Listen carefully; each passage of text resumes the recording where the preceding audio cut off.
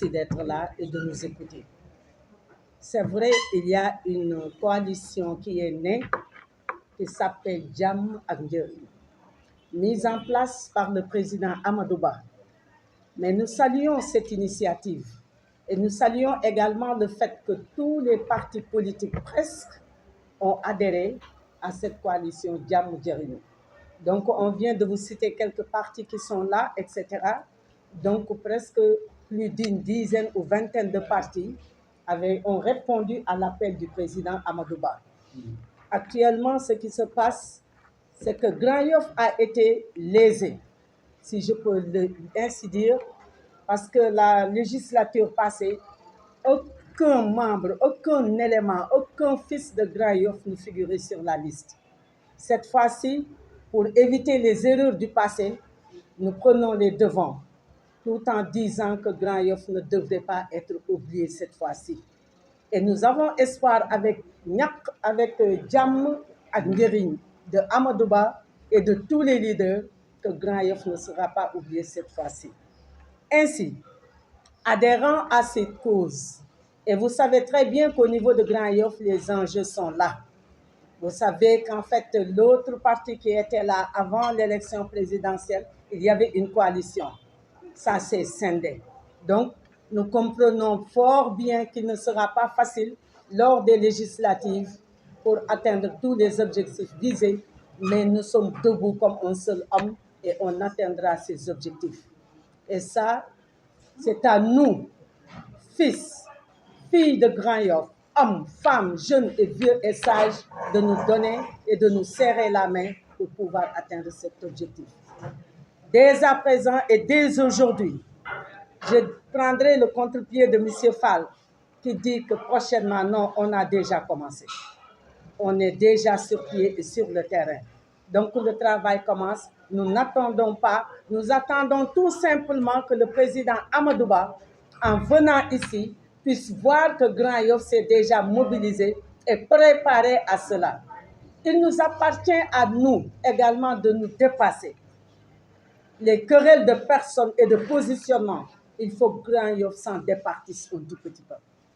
Ça nous permettra au moins d'avoir 2 ou 3 députés dans la prochaine législature pour pouvoir défendre les causes de nos populations. Si je parle des populations, c'est tout Grand Yoff. Ainsi, lançons un appel à tous les Sénégalais d'ici et de la diaspora, et singulièrement les Grand Yoffois. Notre destin est entre nos mains. Il nous appartient aujourd'hui et dès à présent de nous unir, de nous dépasser et de penser à qui mettre sur les listes. Oublions nos personnes, oublions nos égos et allons de l'avant pour dire qu'aujourd'hui, Grand Yoff est debout comme un seul homme pour avoir au moins des élus dans la prochaine législature. Merci beaucoup. Je m'en arrête là pour permettre aux autres de pouvoir compléter. Chers journalistes, chers camarades, maa ngi leen di nuyu kenn ku nekk sa tur ak sa sant di nuyu la grande coalition bi nga xam ni tey ñoom ñoo fi daje ñoom ñëpp rawatina ñi nga xam ne ñoom ñoo féetee fii si commune bii di Grand Yoff yàlla dogal gis ngeen ko ñu bokk si benn parti bu tuddul les nouvelles responsabilités yàlla dogal ñu ànd ak la coalition bi nga xam ne démb si guddi la coalition bi juddu di Jàmm ak Njëriñ di coalition boo xam ni boo déggee tur bi nga xam ni lii la Sénégal doon xaar coalition bii la Sénégal doon xaar pour génn si guuta bi nga xam ne ci la nekk tey yàlla dogal commune bii di commune Grand Yoff góor ak jigéen mag ak ndaw ñi bokk si yeneen parti ak ñi bokk si la nouvelle responsabilité ñun ñëpp ànd bokk ndey bokk baay fas yéene dem si élection yu am solo yi nga xam ni si la ñuy tabb ña nga xam ne ñoom ñooy député yi et comme ni ko sunu camarade Daba waxee dañoo jóge woon si ay élection yoo xam ni Grand Yoff daf si participer massivement waaye boo xoolee doo gis doomu Grand Yoff si liste ba mu nekk si ay position yoo xam ni Grand Yoff dina am yaakaar si ndawam boobu ne bu demee toog si pencum ndaw réew mi dina ko fa nekkal yàlla dogal ñu ànd tey ak président Amadou Ba mu sos coalition bu am njariñ bi coalition bu am doole bi waaye coalition de l'espoir laa ko tuddee ñun ñëpp ñu ànd ak moom tey Grand Yoff bu ngeen xoolee ñi toog ci table bi ak ñi toog fii da ngeen xam ni tous les forces vives de Grand Yoff bokk nañu ndey bokk nañu bàyyi pour relever le défi avec notre leader le président Amadou Ba appel bi Grand Yoff di lancé tey di ko bàyyiloo xel le président Amadou Ba naam xam nañ ni sax mu ngi ci xelam ndax commune bu mag commune bu toll ni Grand Yoff am lu tolloog 90,000 électeurs commune boobu dafa mérité ñu jël ay doomam dugal leen ci liste bi ba noppi teg leen ci ay position yu baax yoo xam ni Grand Yoff dina ci gis boppam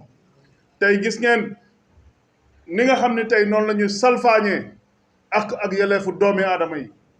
au niveau national au niveau du département de Dakar tey ñu jàpp ni Grand Yoff c'est locomotive du département de Dakar kon Grand Yoff dañoo soxla ay représentants yu dëgër yoo xam ni la coalition bi nga xamante ne moom mooy jàmm ak njariñ fas yéene ñu ànd ak moom dañoo bëgg ñu jël ay doomu Grand Yoff pur et dur dugal leen ci liste bi Grand Yoff yëpp jóg def benn say comme un seul homme fas yéene jàppale le président Amadou Ba ñu jàpp ni jàppale président Amadou Ba mënta jafe ndax nag bu ngeen xamee contexte bi ñu tallu tey nga xam ni li fi yees mooy salfaañe nërmeelal la nga xamante ne moom mooy économie bu réew mi si lu yàggul dara lu matul sax juróom-ñaari weer nga nërmeelal koom-koom bi yemuloo si nga salfaañe ak yelleefu doomi aadama yi yóbbu ay ndaw au chômage tey jot na Sénégal département de Dakar particulièrement à Grand Yoff ñu booloo ñun ñëpp def benn say pour vraiment relever le défi ñu jox président assemblée nationale le président Amadou Ba ndax nag réew dañu war a xam ni dafa war a am équilibre pour mu mën a dox Ousmane Sonko waxoon na si ay kàddoom ne boo demee sa France ba si États-Unis nga jox réew mi nga jël parti au pouvoir jox ko réew mi da nga war a jël la nga xam ne moom mooy assemblée nationale nga jox ko opposition bi ngir équilibrité mën a am équilibre nag biñ doon wax yëpp fii lañ ko soxlaa tey lu tax ñu soxlaa ko fi tey dama ne juróom benn weer wala juróom-ñaari weer nga nërmeelal réew bu toll ni Sénégal bi nga xamante ne nga ne mag ñi duñu dara Maam Borom Touba nga attaqué ko Seydi Aj Malick nga attaqué ko Bakunda Ndiassane nga attaqué ko Maam Limaamu Laay nga attaqué ko église bi jàngu bi nga attaqué ko nañu jóg ñu taxaw ñu takku ñu relever le défi tey ñu ngi woo képp kuy doomu Grand Yoff ñëpp nañu ànd jaratul sax pour man képp ku amoon liste tey jot na nga xotti sa liste topp si ginnaaw Amadou Ba pour relever le défi tey benn liste waru fee jàll Grand Yoff waruñu seetaan sax ñuy nangu beneen liste non seulement Grand Yoff mais Sénégal partout parce que enjeu bi ñu toll tey bu ñu sàgganee ba ñii nga xam ni mënuñu goruñu yettuñu xamuñu ñu jox leen assemblée nationale mooy dañoo fas yéene nërmeelal suñu dëkk te loolu duñ ko nangu donc sur ce ñu ngi leen di sant di leen gërëm di ñaan jàmm si réew mi di ko ñaan si adduna bi di ñaan vraiment le président Amadou Ba avec la coalition jàmm ak njariñ mu jël raw gàddu gi si élection législative yi ñu jëm vive gis ay doomam ci liste bi pour ñu am yaakaar Grand Yoff bu demee assemblée nationale dana mën a xeexal Grand Yoff parce que Grand Yoff suñu coono dafi bëri xale yi ñi ngi fi nekk amuñu xëy problème insécurité mi ngi fi problème assainissement mi ngi fi donc jàngoro yi bëri na te bëgg nañ Grand Yoff baatam di jóg ci assemblée nationale te li am ñu am yaakaar mu ne jàmm ak njëriñ ñu jàpp ne réew ñu ñëpp war nañu tiit institution buy dox mooy exécutif mooy dox amatul législatif doxatul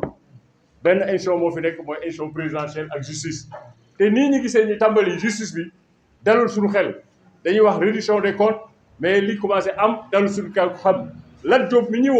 woowuñu ko parce que dañuy xool Cour des comptes ci ministère de la jeunesse wala ñu xool LONASE ñu jàpp ne dañ ko càmbar Cour des comptes dañ ko épinglé mais doomu aadama nit moo jël ne dama la tuumaal dama la doon ger kon moom ak ki doon geraate ñoo war a nekk ci kaso bi le corrupteur et le corrompu ñoo bokk atte ñoom ñëpp dañu war a nekk ci kaso bi de benn ñi gis ne bërki démb song nañ kër Farba Ngom mais ci ban yoon dañuy jógee rek dugg kër jàmbur ne ñu koy perquisitionné jaaxle nañ mais du ñu jaaxal nag c'est des paroles qui sont en train de se traduire en acte ñëpp a xamoon Ousmane Sonko moo ne woon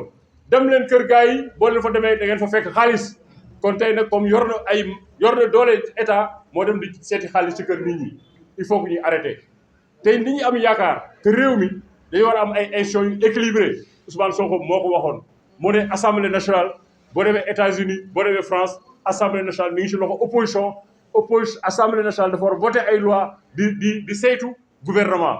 ni am yaakaar ne ñun assemblée bu responsable lañu bëgg te parce que nit ku responsable mooy nar moom lañu bëgg mun yore président assemblée moo xam ne du yore institution assemblée di ko xeexee exécutif mooy jàpp nañ Amadou Ba ci dalam ci xam-xamam ci teeyam bis bu yoree assemblée nationale dina mun a yore institution bi te Sénégal du dugg ci guuta moo tax ñi woo waa ji que Grand Yoff va se mobiliser ñun ñëpp ni ko Adja Daba waxee préparer nañ taxaw pour faire face à la manipulation pour faire face au mensonge pour rétablir la vérité ñun loolu la ñu jóg c'est dommage barki démb ñun ñëpp dégg nañ gaal gi feeñ fii ci Yoff biñ xoolee xale yu bëri dañoo takk ay bracelet Pastef kon xale yi seen yaakaar tas na yaakaar boobu nag xale yi amoon Ousmane Sonko moo ne woon boo leen ñu falee septembre 2024 suñu projet dina pare kon ba léegi projet parewul ñu am koo xam ne dafa ne woon bind na livre solution pare na kon kooku waraloon ragal jàkkaarloo ak assemblée nationale pour def une déclaration de politique générale réew mi dañ koy woo ci jàmm nag la ñuy woote kon nag jàmm ak njëriñ mooy la politique c'est être au service et servir les populations ñu ngi leen di gërëm di leen sant wasalaam